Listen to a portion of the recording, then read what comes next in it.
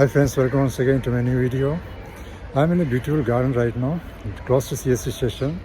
No, I'm not going to show you CST station once again, because I know you've seen this station before in my previous videos. I'm here for some other thing.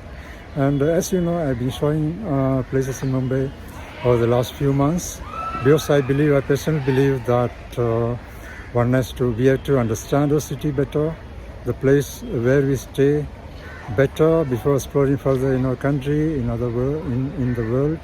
So I stay in Mumbai. I explore places in Mumbai first, and I also believe that if you want to explore your city, your area, you have to explore everything that it offers. So today I'm going to take a bus ride, double-decker bus ride, from CST station to NCPA Nariman Point.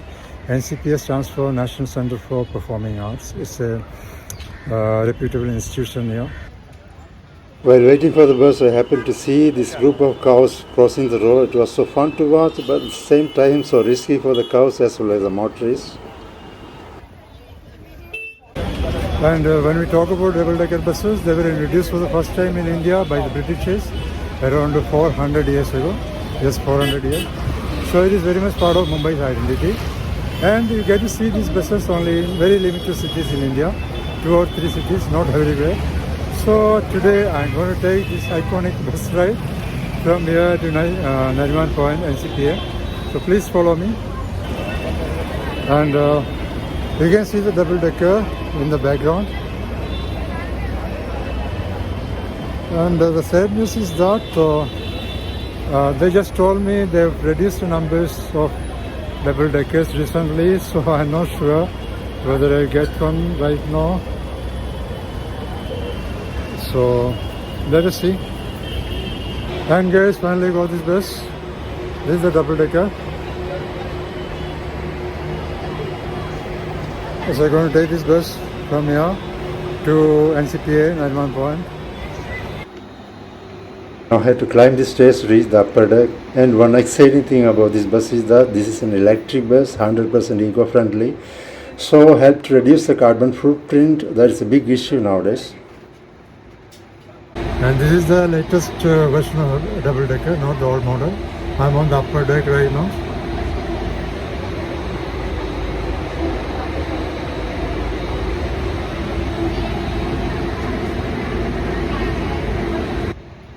This is gonna be India's first electric double-decker, air-conditioned double-decker buses. Started just a couple of months ago, this year in 2023.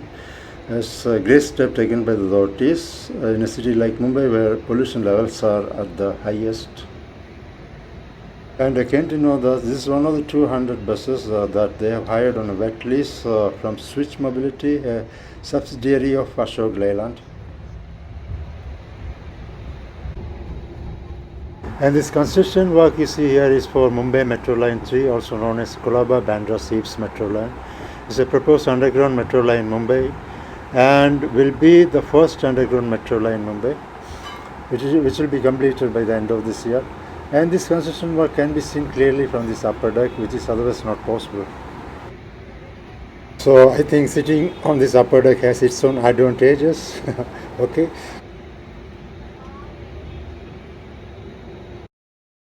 And this is the Flora Fountain area of Mumbai. Since I'm shooting through the window, the image quality is not so great. I'm sorry for that.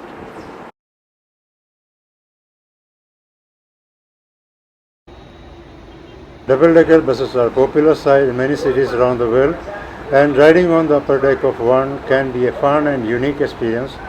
There are several advantages to traveling on the upper deck, including better view, more space and fresher air.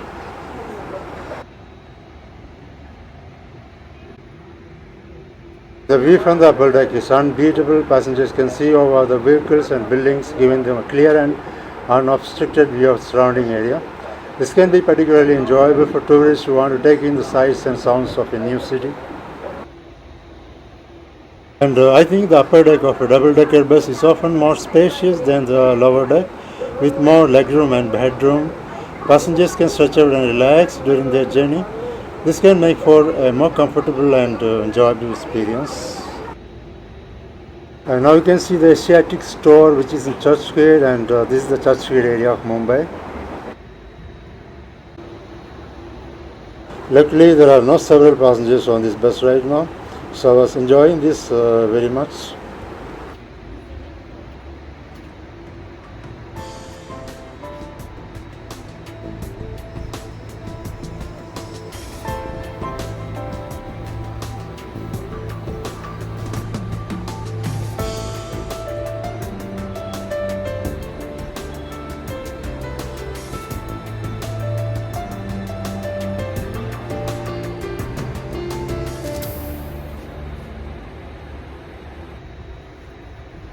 Now I am reaching one of the most beautiful stretches of Mumbai, that is Marine Drive. Marine Drive in Mumbai is not just famous for its scenic beauty, but it is also home to some of the most iconic residential buildings in the city. These buildings are a testament to the architectural heritage of Mumbai and showcase a blend of modern and colonial architecture. The Art Deco buildings along Marine Drive are one of the most recognizable landmarks of the city.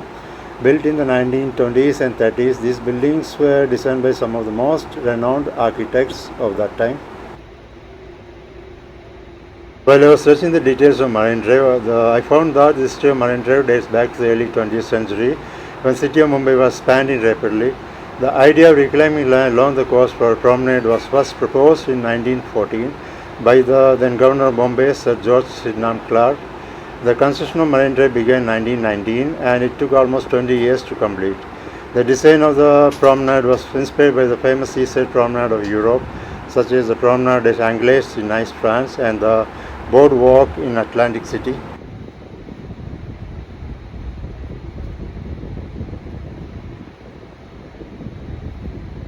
And here you can see the Hotel Marine Plaza, one of the several star hotels on Marine Drive. While one side of this area is lined with residential buildings, hotels and restaurants, the other side is the enchanting Marine Drive promenade.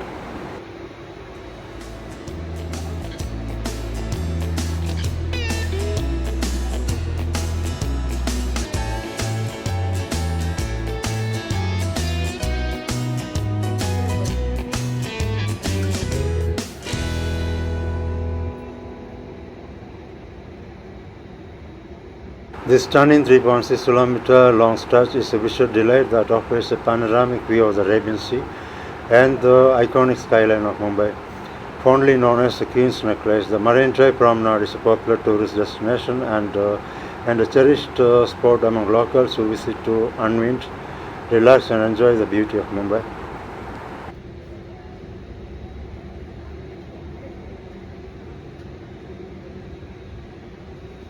From here, this bus is taking a turn and going towards Mantralia.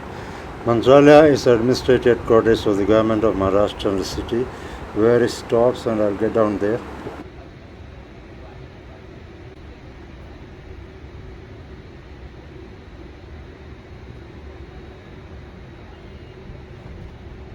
The area surrounding Mantralia is known for its beautiful tree-lined streets and lush greenery, providing peaceful respite from the hustle and bustle of the city.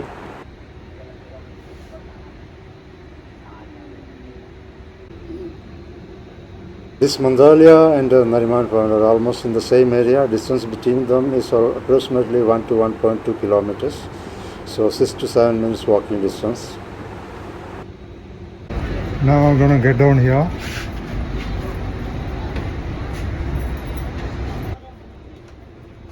And I find these stairs are so steep and you have to be very careful while going down the stairs.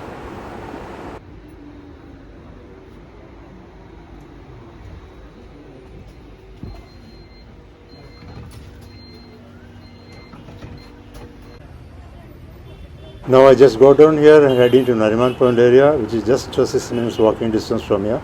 And I'll be visiting NCPA, National Center for Performing Arts complex there. And from here I can see various iconic buildings at Nariman Point area. Nariman Point is a bustling business district in Mumbai. It is situated at the southernmost tip of the Marine Drive, one of the most iconic coastal roads in the city. And this is named after Khurshid Ramji Nariman, a prominent lawyer and a member of the Indian National Congress, who played a significant role in the Indian independence movement. This area was reclaimed from the sea in the 1940s and developed into a commercial hub during the 1970s and 80s.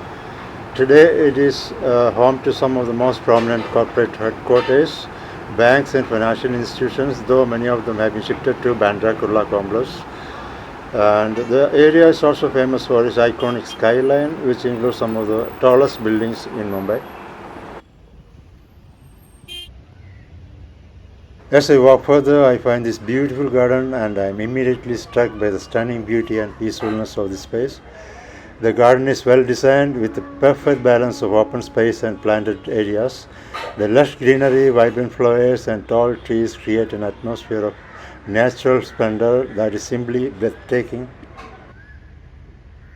And I find this beautiful statue of Mahatma Gandhi, the father of the nation, here.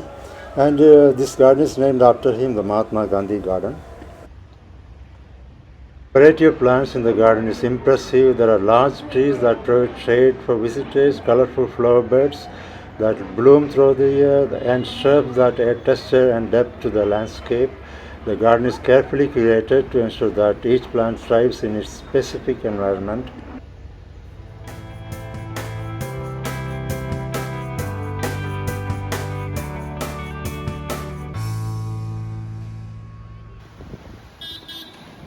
As I told you earlier, Nariman Point is one of the most prominent business districts in Mumbai, India.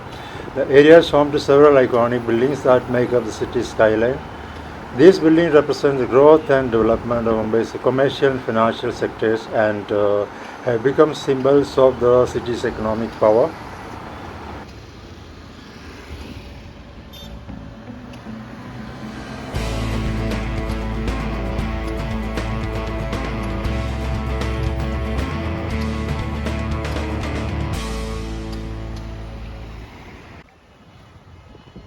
And here I can see the Air India building, one of the most popular landmarks in Nariman Point area.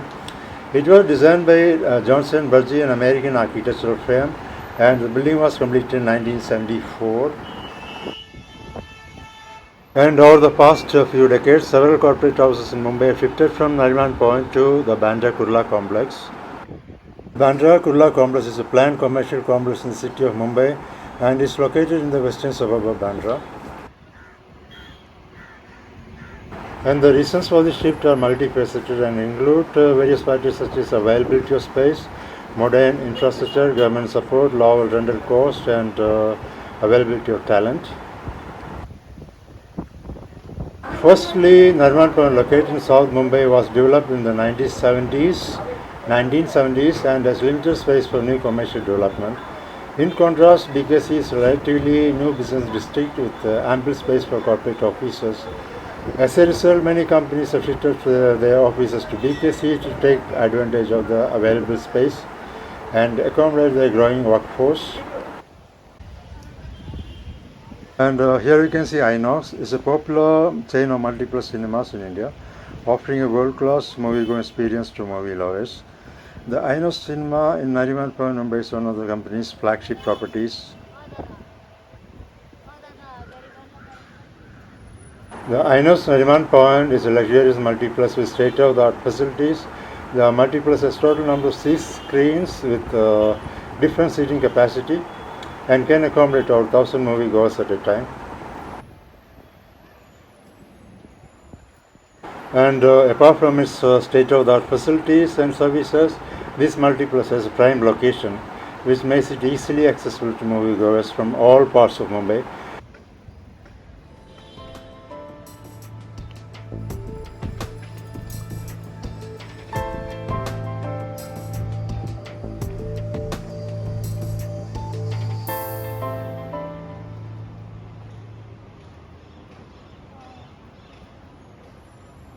Here I can see several multinational brands showroom like Isuzu. Isuzu is a Japanese automobile manufacturer.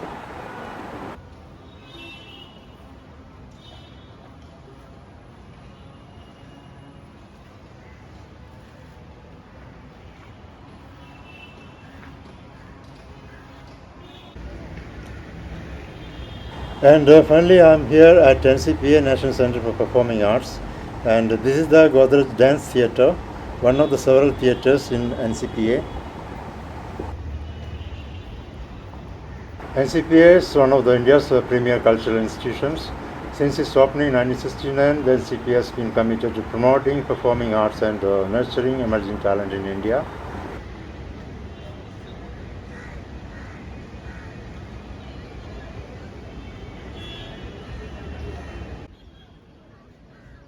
And now I'm here at Marine Drive Nariman Point Promenade. Nariman Point is at the southern tip of Marine Drive and is also known as the Queen's Necklace due to the sparkling lights that resemble a necklace at night. And this evening I decided to take a stroll on this beautiful promenade. As you know, I love the sound of waves crashing against the shore. I'm walking on the promenade, admiring the beautiful view of the sea on one side and the skyline of Mumbai on the other.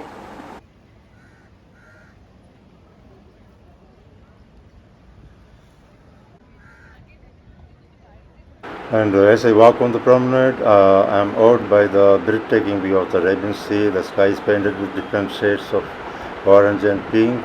The sea is calm and serene, and I can hear the soothing sound of the wave crashing against the shore. The cool sea breeze is refreshing and invigorating, and I feel my senses come alive. And here I can see the Oberoi Towers, one of the five-star hotels in the city and one of iconic landmark. And unfortunately, the Oberoi Towers was one of the targets of the 26/11 terrorist attacks in Mumbai in 2008. And the sunset here is one of the most fascinating sights to behold. As the sun begins to dip below the horizon, the sky comes alive with a host of colors, orange, pink, purple and reds. The sky seems to be on fire, and the clouds take on a golden hue as the sun's rays reflect off them. And here I can show you the different phases of the sunset. It's so beautiful, so fascinating. And as the sun sets, the light changes, casting a warm glow over the entire scene. As I stand here, I am struck by the incredible beauty of the scene before me. What catches my attention the most is the reflection of the sun's rays on the water. It is as if the sea has become a mirror reflecting the colors of the sky in a way that is both mesmerizing and surreal. As the sun continues to descend, the colors become more intense. The sky turns from orange to reddish pink, and the water responds in kind, reflecting the stunning views like a living canvas.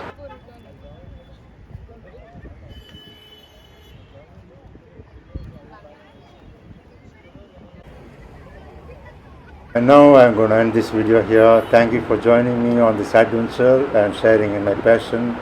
Remember to like, comment and subscribe for more exciting contents. Until next time, keep exploring and living your best life. Thank you so much.